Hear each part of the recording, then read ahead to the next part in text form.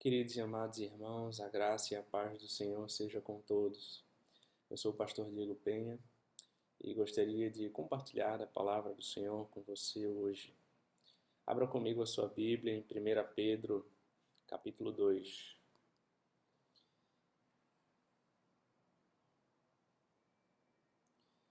1 Pedro, capítulo 2, versos de 1 a 3. Assim diz a palavra do Senhor. Despojando-vos, portanto, de toda maldade e dolo, de hipocrisias e invejas e de toda sorte de maledicências. Desejai ardentemente, como crianças recém-nascidas, o genuíno leite espiritual, para que por ele vos seja dado o crescimento para a salvação, se é que já tendes a experiência de que o Senhor é bondoso. Vamos orar, meus irmãos. Santíssimo e eterno Deus, amado Pai, obrigado, Senhor, por esse dia. Obrigado por mais uma vez que o Senhor nos dá o privilégio de meditar na Tua palavra, de ouvirmos a Tua voz, de aquecer o nosso coração e nos instruir no caminho, Pai. Que o Senhor deseja que andemos. Ajuda o Teu povo, ajuda a Tua igreja nas nossas dificuldades, nas nossas limitações. Ajuda-nos, Senhor, a amar mais a Tua palavra, desejar mais a Tua palavra e buscar vivê-la. Rogo-te, ó Deus, pela vida de cada enfermo, de cada irmão que está passando por uma situação difícil, uma crise, que o Senhor ajude e o supra, Pai, com tudo aquilo que ele precisa, segundo a Tua vontade. Ajuda-nos, ó Deus, na nossa caminhada, nos acompanha, nos guia, nos protege. É o que eu te rogo, em nome de Jesus Cristo, Pai. Ilumina nossa mente para que possamos compreender a Tua palavra. Em nome de Jesus, amém. Amém, meus irmãos. Então, nós estamos continuando nossas exposições na carta de Pedro, 1 Pedro, e hoje eu quero meditar com vocês no tema Desejando a Palavra de Deus. No livro Santos no Mundo, a visão puritana da vida cristã, J.I. Packer relata que um pregador puritano chamado Lawrence Chatterton, certa ocasião pediu desculpas à sua congregação por pregar durante 2 horas. E a congregação respondeu: por amor a Deus, Senhor, vai em frente, não pare. Packer disse: esse é o sonho de todo pregador. A minha oração é para que Deus, em sua graça, utilize esse estudo para que você deseje ainda mais crescer no conhecimento da palavra de Deus. Esse é o ponto do apóstolo Pedro: desejai ardentemente, como crianças recém-nascidas, o genuíno leite espiritual, para que por ele vos seja dado o crescimento para a salvação. Veja, irmãos, o cristianismo não é apenas para ser crido, mas também para ser vivido. No primeiro capítulo de sua epístola, Pedro tratou da realidade do novo nascimento, não por meio da semente corruptível ou temporária, mas da semente incorruptível ou eterna, que é a palavra de Deus. Todavia, todo recém-nascido precisa de alimentação. E assim como um bebê natural necessita de leite, da mesma forma um novo convertido necessita do leite espiritual, a fim de ser nutrido em Cristo. Pedro então nos convida a dar 3 passos específicos para o crescimento espiritual. O primeiro deles aqui é necessário abandonar o pecado. Despojando-vos, diz o verso 1, portanto, de toda maldade e dolo, de hipocrisias e invejas, e de toda sorte de maledicências.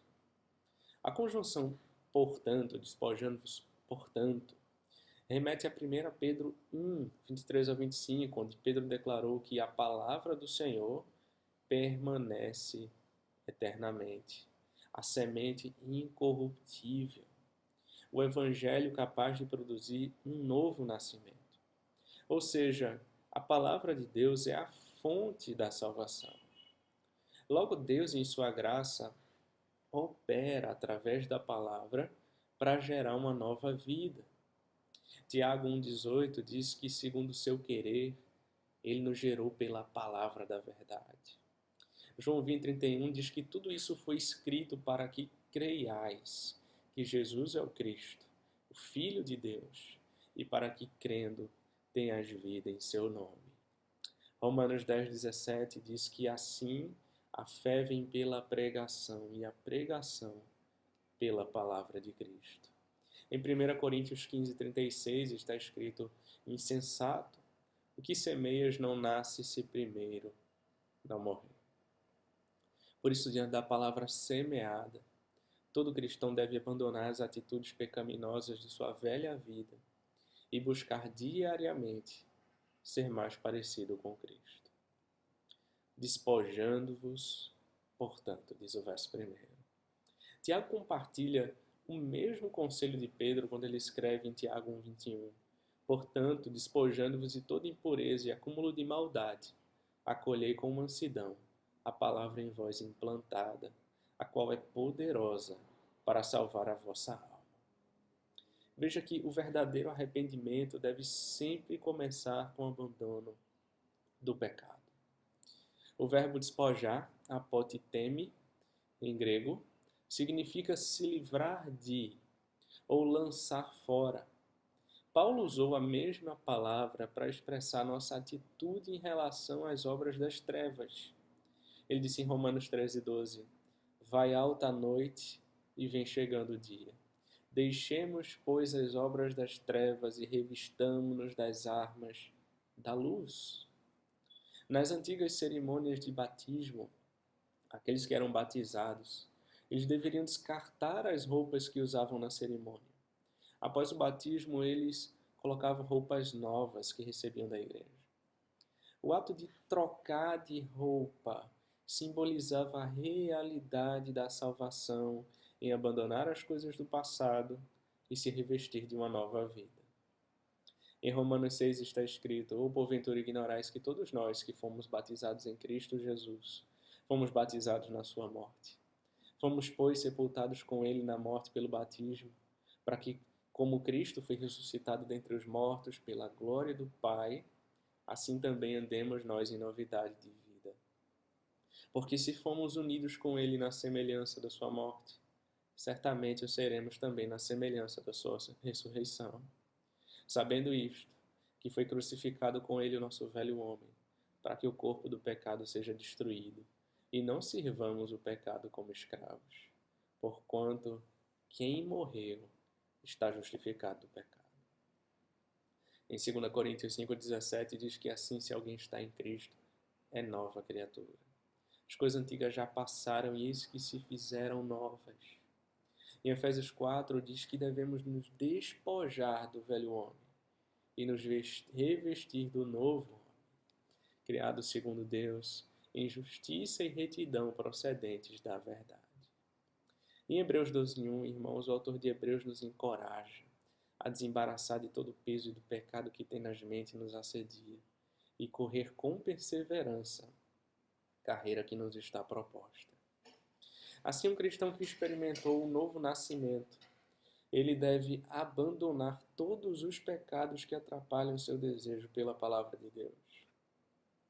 Por isso, Paulo disse a Timóteo em 2 Timóteo 2,4: nenhum soldado em serviço se envolve em negócios dessa vida, porque o seu objetivo é satisfazer aquele que o arregimentou. Se nós abandonássemos o pecado, a nossa vida seria muito mais completa e abençoada. O pecado nos priva do melhor de Deus. E ainda assim, muitas vezes brincamos com algo que é extremamente perigoso, irmãos. Nós tentamos chegar o mais perto possível, sem se queimar. Mas o pecado nunca opera sem consequências. O que semeamos, colheremos. Porque o que semeia para a sua própria carne, da carne colherá corrupção. Mas o que semeia para o Espírito do Espírito colherá a vida eterna. Diz Gálatas 6:8. Pedro, então, no verso 1, ele lista 5 pecados que devemos nos despojar a fim de experimentarmos um crescimento espiritual. Em primeiro lugar, a maldade.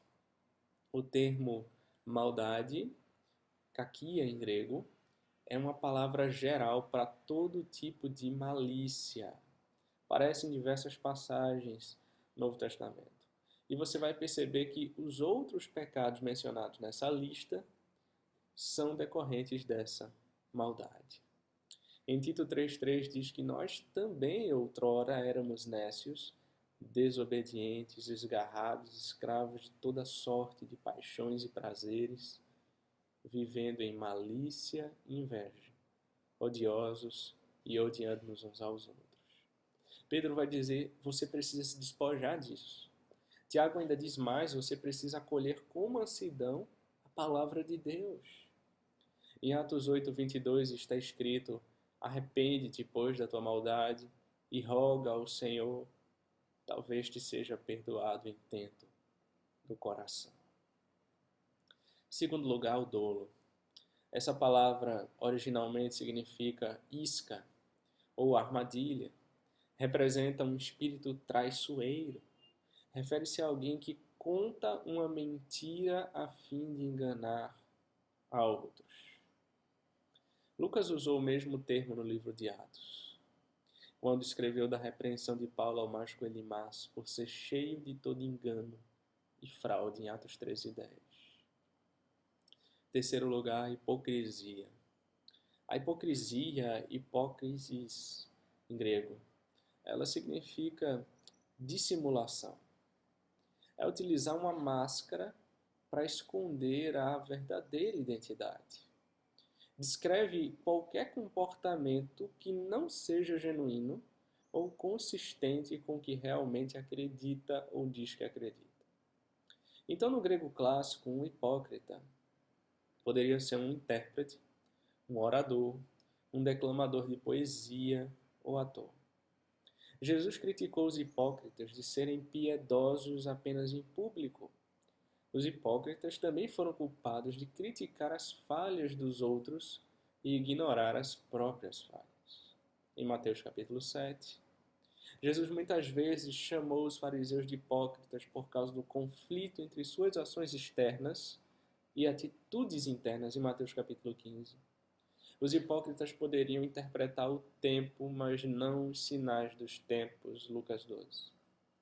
Provavelmente a discussão mais famosa de hipocrisia seja Mateus 23, onde os líderes religiosos não praticavam o que pregavam.